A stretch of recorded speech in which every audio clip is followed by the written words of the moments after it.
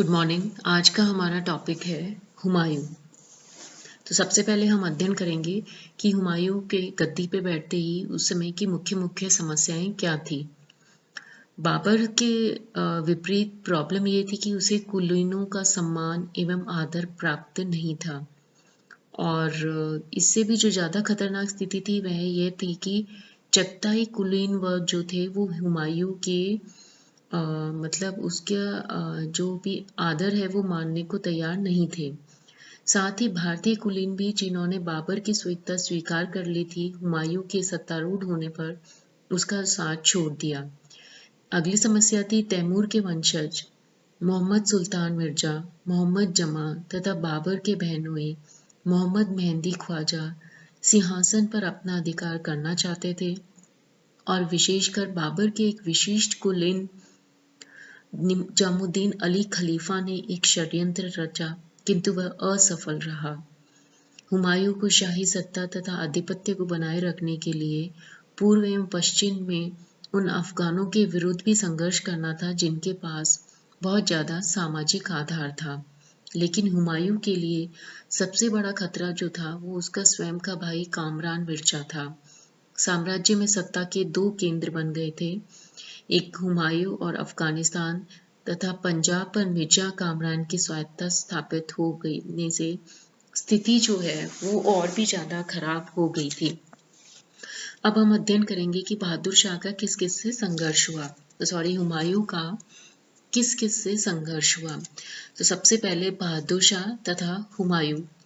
बहादुर शाह ने प्रारंभ में यानी कि जनवरी 1531 से लेकर 1533 के मध्य हुमायूं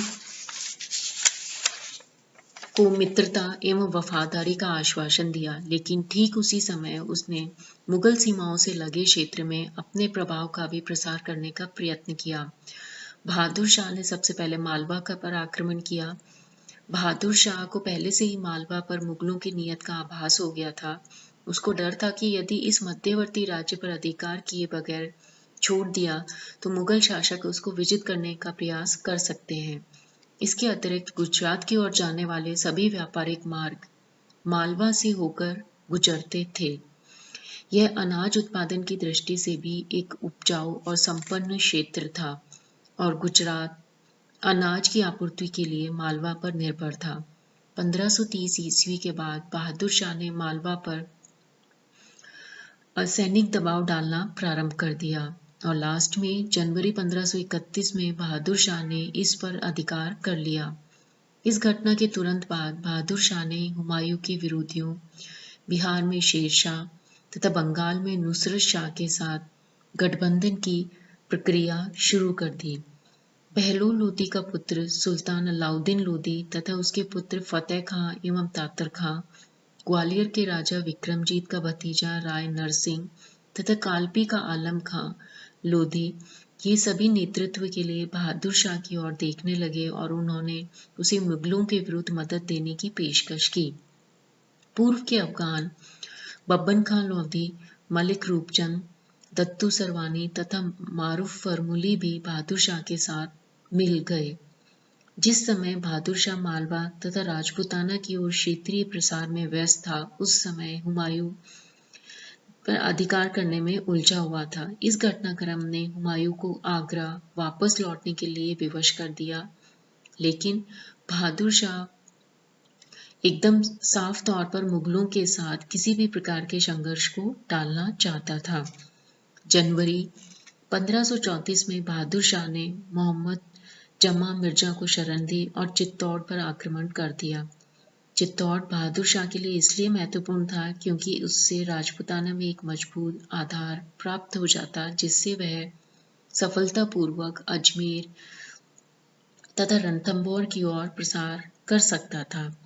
ऐसा लगता है कि हुमायूं को बहादुर शाह को चित्तौड़ पर अधिकार करने से रोकने में कोई विशेष दिलचस्पी नहीं थी। हुमायूं ने बहादुर शाह की सेना की सभी ओर से घेराबंदी कर उसकी आपूर्ति को रोक दिया। बहादुर शाह मांडू से चंपानेर अहमदाबाद होता हुआ केम्बे की ओर भाग गया और काठियावाड़ को पार कर दीव पहुंच गया। मुगलों ने उसका पीछा किया, लेकिन एक बार फिर उन्होंने बहादुर शाह को गिरफ्तार करने या उसकी हत्या करने के लिए कोई उत्सुकता नहीं दिखाई। ऐसा लगता है कि हुमायूं का मुख्य उद्देश्य मात्र गुजरात की शक्ति को ही नष्ट करना था। अगला उनका जो संघर्ष है वो है पूर्वी अफगान तथा हुमायूं। 1530-35 ईस्वी के वर्ष में शेरशाह के लिए निर्णायक साबित हुआ। पूर्व में अपनी स्थिति को सुदृढ़ करते समय उसको बंगाल एवं उन अफगान कुलीनों का सामना करना पड़ा जिनको बंगाल के शासक द्वारा आश्रय प्रदान किया गया था। दूसरी ओर वह मुगलों के साथ सीधा संघर्ष करने की स्थिति में भी नहीं था और भाग्य से परिस्थितियों में शेरशाह के अनुकूल परिवर्तन हुआ। हुमायूं ने गुजरात के शासक बहादुर शाह को गंभीर खतरा मानकर सर्वप्रथम उससे निपटने का निर्णय किया। इन वर्षों के दौरान शेरशाह को अपनी स्थिति को सुदृढ़ करने के लिए स्वतंत्र छोड़ दिया। 1535 ईस्वी में उसने स्वयं बंगाल के शासक पर आक्रमण किया तथा सूरजगढ़ के युद्ध में बंगाल की सेना को पराजित कर दिया। युद्ध के बाद एक शांति समझौते के अनुसार शेरशाह को जब कभी भी आवश्यकता होगी, बंगाल का सुल्तान महमूद शाह उसको हाथियों की आपूर्ति एवं वित्तीय सहायता प्रदान करने के लिए सहमत हो गया था। शेरशाह ने बंगाल की राजधानी गौड़ पर अधिकार कर लिया। इस स्थिति में हुमायूं ने शेरशाह से बंगाल एवं रोहतासगढ़ की मांग की, किंतु शेरशाह बंगाल देने के लिए तैयार न था। अतः बातचीत असफल हो गई। अंततः हुमायूं ने शेरशाह की शक्ति को समाप्त करने का निर्णय किया। हुमायूं को बंगाल में 4 माह तक वहां पर व्याप्त अराजकता को ठीक करने के लिए ठहरना पड़ा।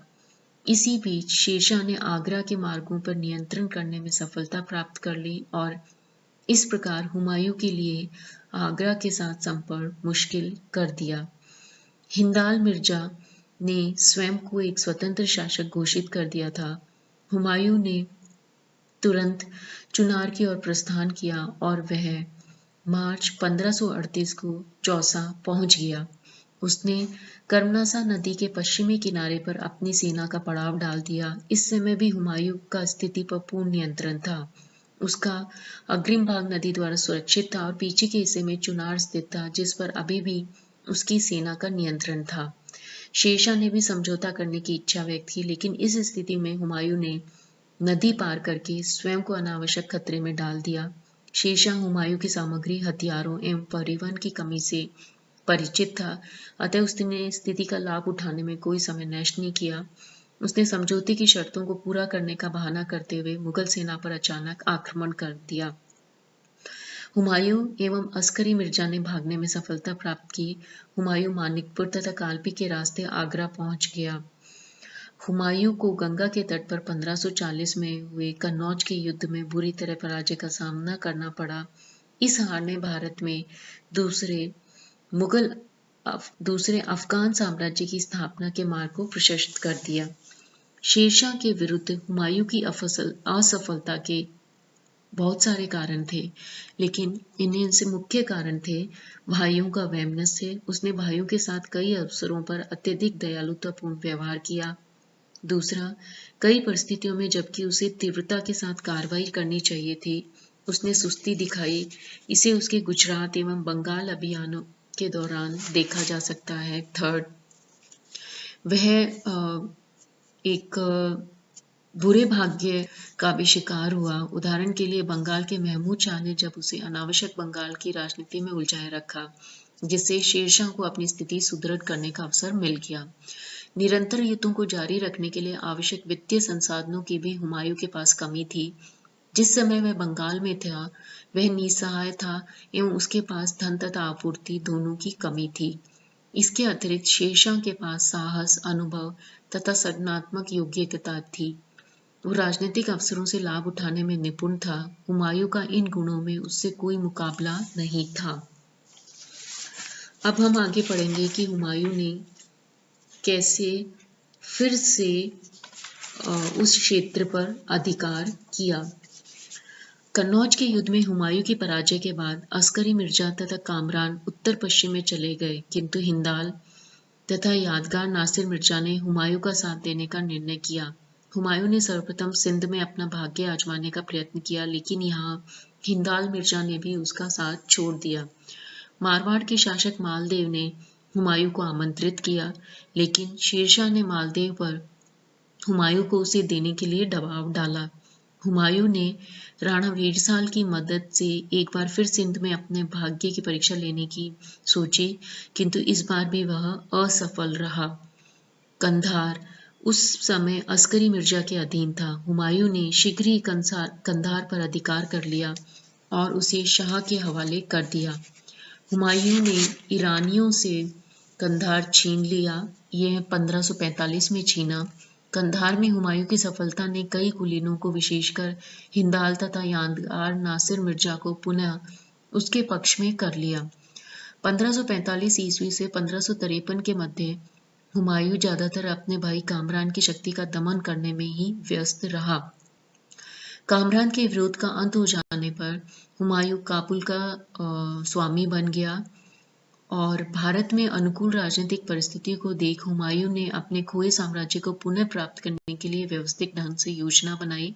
उसने नवंबर 1554 में ईस्वी में लाहौर की ओर प्रस्थान किया। फरवरी 1555 ईस्वी में वहां पहुंच गया।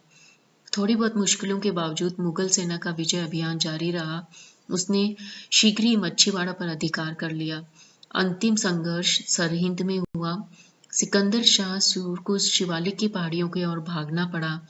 इस प्रकार दिल्ली प्रस्थान के लिए मार्ग साफ कर लिया, किंतु हुमायूं अभी अपने विजय अभियान को पूर्ण सुदृढ़ भी न कर पाया था कि शीघ्र ही 26 जनवरी 1556 ईस्वी में उसकी मृत्यु हो गई।